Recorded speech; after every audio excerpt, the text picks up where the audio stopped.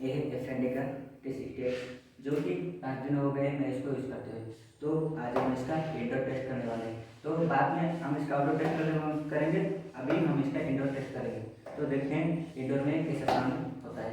तो आपका समय बचत हुए मैं साउंड टेस्ट करता हूँ। चलिए शुरू करते हैं। दोस्तों, अच्छे साउंड सुनने के लिए हेडफोन का यूज ज़रूर करना।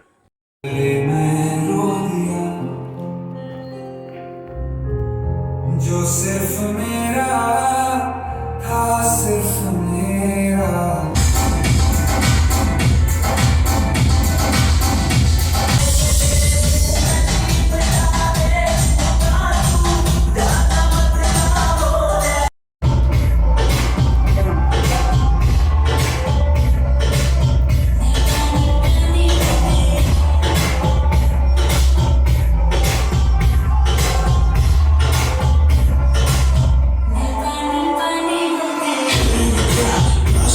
दोस्तों, वीडियो अच्छा लगा तो लाइक, शेयर, कमेंट और सब्सक्राइब करना मत भूलना।